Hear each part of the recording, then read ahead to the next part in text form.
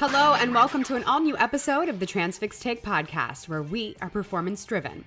It's the week of February 22nd, and we're bringing you news, insights, and trends from our market expert, Justin Mays. Mays, always great to be with you. How's it going? Hey Jenny, great to be back with you as well this week as we continue our drive through February. Now, February may almost be over, but I know that we've got some updates right up front on rates. Well, Jenny, I will say, to my surprise, we saw a reacceleration in the decline of rates nationally in the past week. We actually witnessed a 5-cent drop in the 7-day national average, bringing it down to just $2.41 all-in rate per mile. And line hauls almost saw an exact mirror as they dropped 5 cents from $1.75 a mile to $1.70 per mile. This comes as 10 rejections have held relatively flat, just under 3.5%. Showing that we really hit the floor on tender rejections. As you predicted, Mays, about 2 weeks ago, but let's look into what the reefer markets look like right now. We are continuing to see softening, but it looks as we may have found a similar floor on tender rejections right above 4%. And Jenny, just to put it in perspective, in 2019, when we thought we were in a very loose freight market, tender rejections on reefer freight still sat above 8%. So just allow that to put things into perspective, the current market conditions we're in today. Okay, so all of this is at the heels of what we broke last week, which is that there are a couple of different weather events that are occurring or developing, right, Mays? Well, Jenny, you are right. There is a winter storm coming this week. We are not yet out of it. We are still driving through the middle of winter, especially for the Midwest. And when we get into the regional breakdown, we'll look where we may see some interruptions on capacity. Because like I stated last week, the Northeast and Midwest are still the better regions for carriers to receive a higher rate per mile than just about anywhere else in the country. Okay, well, time waits for no one, Mays. Let's get into the regional breakdown. Where are we starting? Jenny, this week we're going to start on the West Coast, as it continues to be the loosest region with declining rates and low volumes. But be cautious this week in the Pacific Northwest, as we are expecting a pretty substantial snowstorm sweeping coast to coast. I do not think we're going to see too much of an impact on capacity, specifically in the Pacific Northwest, just because of how loose it has become, but it's still extremely important to continue to keep an eye there. So by this week, Thursday and Friday night, we're going to experience heavy rain and snow with some very low snow levels, but damaging winds that can go up to 100 miles per hour near the New Mexico and Arizona area. But we're also looking at San Diego experiencing high gusts of up to 50 miles per hour. So that weather's mostly going to impact interstates 8, 10, 25, and 40. What else have we got, Mays? Jumping down to the south, we are seeing capacity in Texas start to loosen. But due to the ongoing continuous storms in states like Mississippi and Alabama, we're still seeing rather tight capacity in those more rural markets. Okay, so let's move on over to the Southeast, Mays. We've started seeing easing in the larger markets in the Southeast, specifically in Georgia and Florida. But Tennessee, just like Alabama and Mississippi, continue to see tight capacity. Again, this is due to the weeks of storms that we have seen with severe weather. Capacity in Tennessee and Mississippi is surely not in the favor of shippers, but carriers, this is where you will get a higher rate per mile. Good advice for carriers. Now, Mays, let's get into the coastal regions. The Carolinas continue to be stubborn.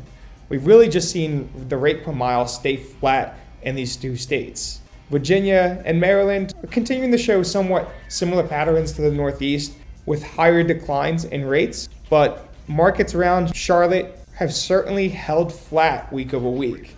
But I do anticipate us starting to see looseness come out of all markets throughout the Southeast and coastal region in the coming weeks. That includes the state of Tennessee. All right, we will definitely keep an eye out for that. Now, what else have we got, Mays? Now, going up to the two regions that carriers will get paid the highest rate per mile is the Midwest and Northeast. The Midwest has seen the fastest drop in rates in the last 15 days. But unfortunately, we're not out of winter just yet, and this week could stall the decline of rates. Again, I do not think we're going to see a significant impact to capacity and even rates, but it's something to keep an eye on. Yeah, it does look like the winter weather is going to have one last significant impact on the trucking markets, which we'll know in the next week or so, but let's go to Northeast. Rates have continued to decline, and more importantly, when you look at the largest freight markets by volume, Harrisburg and Elizabeth, New Jersey, these markets are seeing volume continue to drop and capacity loosen, driving down rates throughout the Northeast. But once again, as I said, this storm is sweeping from coast to coast. Parts of the Northeast, parts of New England, and upstate New York in particular could potentially face some tightening in capacity in the coming days due to the storm. Okay, so this storm is proving to be much larger of an impact than I initially thought it was, even though we talked about it last week. But what at a higher level does this mean for rates, Maze, and where do you see us going by the end of the month? At a high level, Jenny, nationally, rates are continuing to decline faster than I actually thought they would at this point in February. But there are still pockets that are favorable to carriers, such as markets in Tennessee, Mississippi, and parts of the Carolinas. But shippers continue to hold caution, especially as we are still in the winter months, and we could see some impact to capacity from the Pacific Northwest through the Midwest and in the Northeast. But I will say the most noticeable thing is the largest freight markets by volume continue to see decreasing volume and rates. These markets are Southern California to Atlanta, Georgia, Elizabeth, New Jersey, and Harrisburg, Pennsylvania. But I do see that changing because if we're talking about this storm impacting mainly the regions that you just mentioned, that's just going to have to go up. And if you continue to go down the East Coast, you will see that a lot of the port markets, such as Savannah, Norfolk, and we've already mentioned Elizabeth, New Jersey, but the Port of New York, New Jersey, volume coming out of these ports is definitely going downward and leading into the impact, the domino effect into the other markets loosening up as well. All right, now one of my least favorite topics to discuss, but one that's incredibly relevant regardless, let's talk net new carrier revocations as they are right now, Maze. That's right, Jenny. There has been some updated data released in the past several days, and trucking authority revocations remain at historically high levels, reaching just over 9,000 in January with a net change of negative 4,000 carriers in the industry. Now this comes as spot rates continue to decline and close in on the cost it may take many of these small carriers and owner operators to operate. Now, where do you think these net revocations primarily lie, Maze? I do not think this stands for the majority of owner operators in the industry, especially those who have over a decade of experience and have gone through turbulent markets such as this one. The problem sits with the group of drivers who opted to get their own authority during the pandemic at record high spot rates, or drivers who are new to the industry. Which, given what we know now, and hindsight is always 2020, it was probably the worst time to enter the industry as a newbie. I do believe we're going to continue to see these numbers of revocations be at highs, but again, looking at just the net change of negative 4,000, we have a long way to go with a continued increase in authorities granted throughout the last 2 years. That's right. Like you said, I do think that a lot of these carriers are operating on a lease on level. But before we go, let's get into intermodal and its effects on the entire trucking industry. That's right, Jenny. We can't leave intermodal out of the update this week because it has been in primetime news with recent derailments.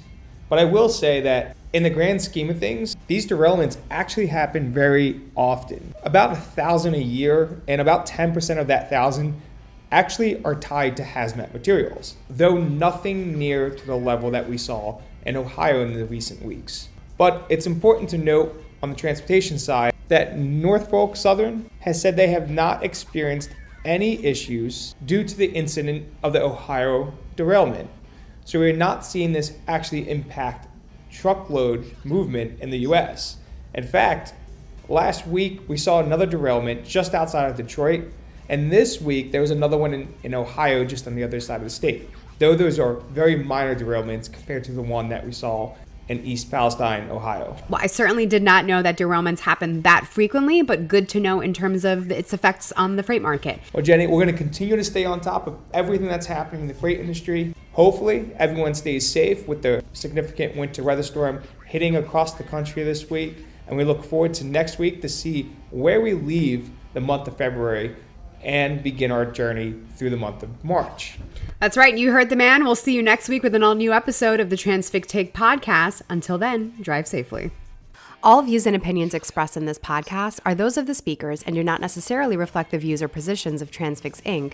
or any parent companies or affiliates or the companies with which the participants are affiliated and may have been previously disseminated by them. The views and opinions expressed in this podcast are based upon information considered reliable, but neither Transfix Inc. nor its affiliates nor the companies with which the participants are affiliated warrant its completeness or accuracy, and it should not be relied upon as such. All views and opinions are subject to change.